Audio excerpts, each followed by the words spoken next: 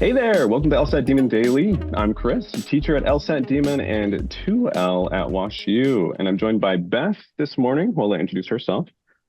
Hey, I'm Beth. I am a tutor here at the Demon, and I am a 2L at Emory University.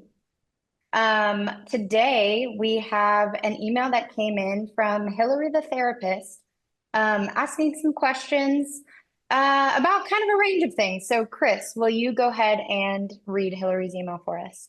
I'd be happy to. So Hillary writes, "Hi Demon team. I'm the opposite of a KJD student." Which does that mean you went to JD and then kindergarten after? If so, impressive. Having completed my degrees in music performance in '07 and '09 respectively, listened to the Demon Daily podcast religiously for months, have no qualms about my ability to secure scholarship funding for law school. Awesome. Bet on yourself.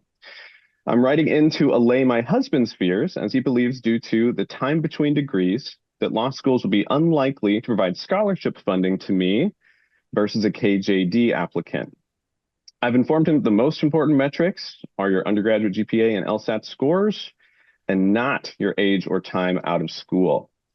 My undergraduate GPA is a 3.85, and I did a stone cold diagnostic a year ago at 154, currently scoring in the mid 160s on practice tests, but plan on utilizing the Demon strategies and do not planning on taking the official test so my practice scores are in the 170s. Can you offer him reassurance that it will all work out following the Demon strategies? Thanks for everything, Hillary. So Beth, what do you think of Hillary's study plan? Overall, first off, Hillary is absolutely on the right track, and I'm glad that it sounds like Hillary is doing everything right.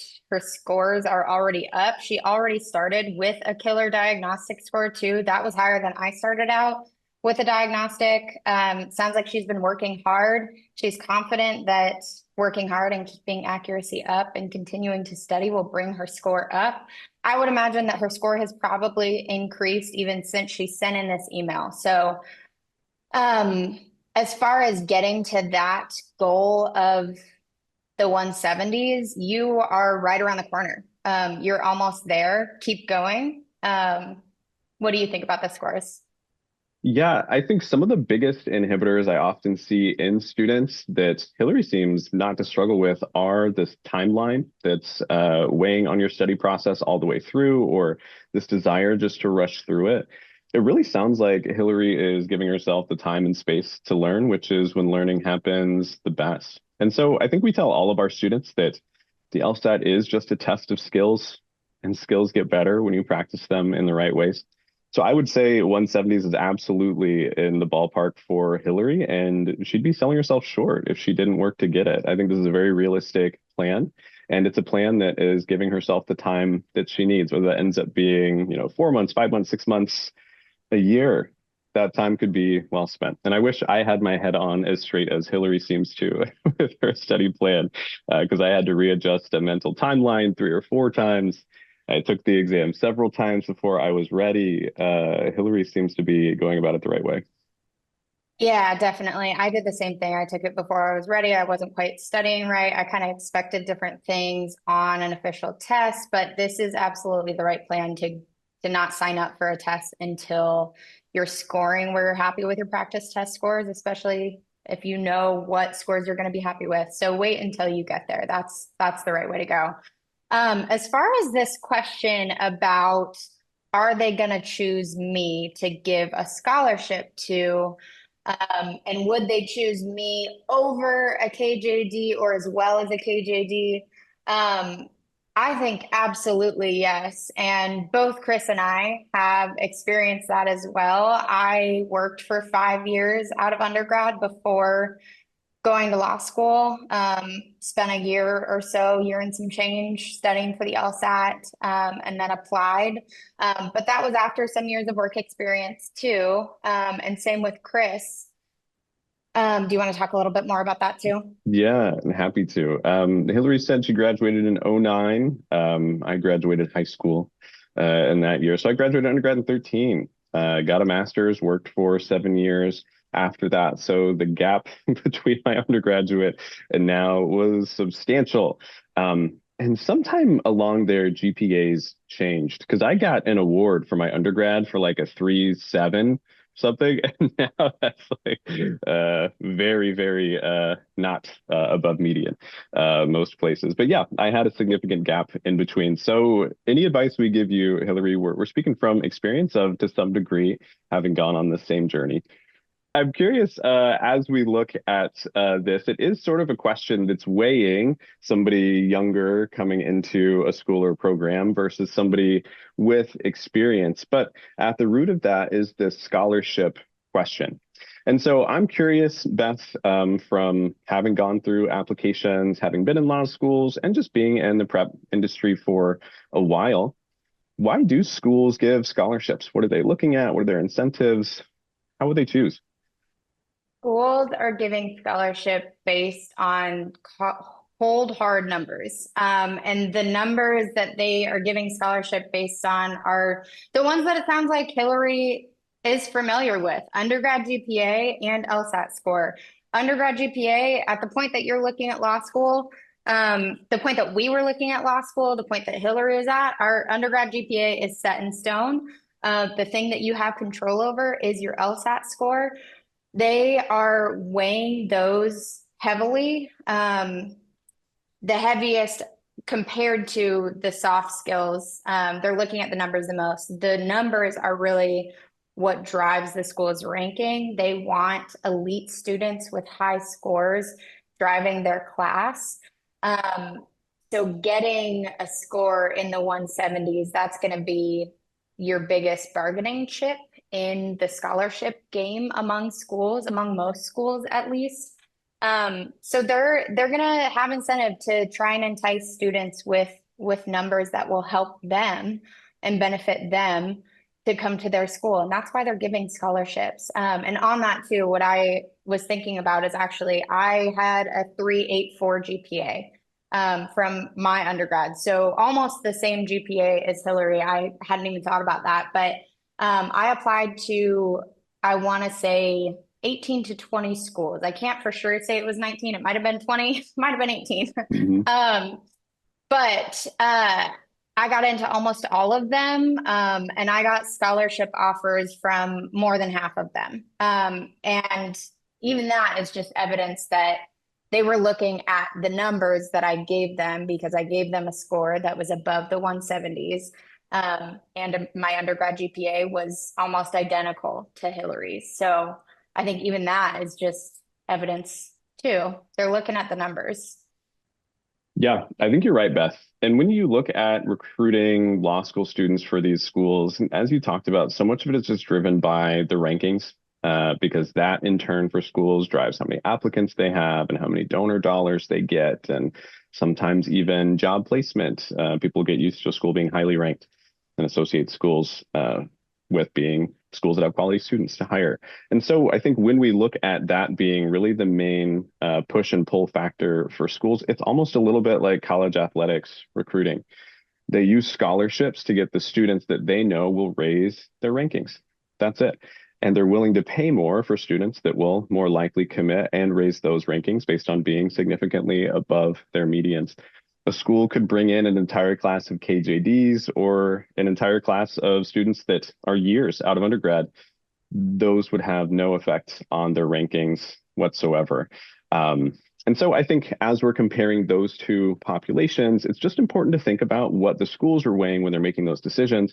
It's largely what's going to make their number go up or down in a US News and World Report list. Now, Beth, there is some component of the ranking that is based on the jobs that graduates of the schools get. Do you want to talk about that a little bit and how it might relate to work experience? Yeah, definitely. So as far as coming in with work experience, obviously law school is a graduate degree program. They are priming you to go into a certain kind of workplace. I think that there's a benefit actually that sometimes gets forgotten because some of the, I would say maybe some of what feels like the loudest people online or something in some like online communities feels like people who are coming straight out of undergrad and talking about going to law school. And so maybe it feels like, oh, I'm non-traditional if I'm not a KJD. I would actually say things are probably pretty evenly split. And then thinking about, again, this is a graduate program that is preparing you to go into the workforce. There actually is pretty strong evidence to say that people with work experience are people who have a lot of soft skills that schools would want, because when you're in law school, you're going to be interviewing for jobs the whole time. You're going to be getting summer jobs. You're going to be hoping that one of those summer jobs turns into employment after law school as well. They want to see people who can work. And I think having a career prior to law school is evidence for schools to see this is a person who knows what the workplace is like. They have worked. We see a resume that is not just internships, maybe. Um, so I think that having career experience will let a school see that you're a person that is going to get hired, going to get a job. And that's relevant to schools materially as they're doing their filling their classes and accepting applicants, because part of the metrics they're ranked upon are their clerkship placement rates, their big law placement rates. And so they understand every single person that comes to their class isn't going to choose those opportunities, might not even want to. But if they could recruit a class of people that they're reasonably sure would all have a really good chance of getting there, that's to their benefit. And then they can communicate that to future classes of students of look at how many students got jobs from us and look at where they're working. And here's our network. This is all related back to their incentive. And I can't stress Beth's point enough of the professional career nature of law school. It surprised me my first semester how quickly employers come to the law school, and how quickly I was supposed to interview, have a resume, apply for legal jobs before I'd even had like any law school grade or exam or assignment even that I've gotten feedback on. I was interviewing with firms trying to say I'd be a good fit for you, and I'm interested in doing this. I was really able to do that because I'd had experience interviewing before. I'd had several years out of undergrad. I had other experiences I could call on, translate to those. Imagining myself at 22 trying to do the same, coming out of an undergrad experience, I would have felt like a fish out of water. And those are more soft factors. Your question was about scholarship funding, which I think the school incentive relates to. But I also think just the experience of being in school, having had a little bit of life outside, and the experience that carries with it, it's hard to understate the value of that as well. With the job thing, one more thing on that too. Law schools admit you because they're and give you scholarships as well, because they're kind of expecting that you're going to do well based on your numbers. And that's why they start priming you, and you can start applying for jobs and networking and meeting attorneys and things like that before you even have a single grade, before you've taken any assessment or anything, because the law schools admit the students that they know and give scholarships to the students they know are going to succeed at their school. So it's sort of them putting their money where their mouth is. And that's how they honestly, I think, try and set themselves and their students up for success is, okay, great. Now you're in. We know you can do it. So we're going to start connecting you to the people that are going to hire you, because that'll make us both look good. Yeah. And the thing that makes me so hopeful and excited for Hillary is that I can tell she's looking at the test as an opportunity to be one of those students that a school is excited to admit, and not one of those students that's excited to be let in the door right before it closes at some school. Because the difference that a few points on a test can make is substantial. Beth was talking about the scholarship estimator. Go on there, play with it, plug in some different numbers. You'll be shocked how quickly the picture changes with 1 or 2 points either way, up or down that scale. And so I am a great example myself. I had lots of different short timelines, lots of different goal scores in my study journey. I was not as put together as Hillary was, but between my 165 official score and my 169 official score, and then where I ended at a 173, it is a huge, vast distance between what those different scores would have afforded me. And I'm the same person who would have been at the school doing the same things now. When there are a few things you can really communicate to schools to demonstrate your value outside of scores that'll relate to their rankings, it makes it even more important that you're putting all the effort you can towards the score. So anyone listening out there, try to shift perspective to be a little bit like Hillary's. Look at the test as the opportunity that it is. A few points here or there could make a difference, not just in the school you get to, but your life 5, 10, 15 years out in your graduate outcomes and where that school can place you. So stop viewing the test as a bit of an obstacle or a barrier to hopefully get out of the way to get into whatever school you can. Use that test as one of the few huge levers you can turn in your favor to get into a school that could really change your outcomes. Beth, do you have any last advice for Hillary in studying or applying?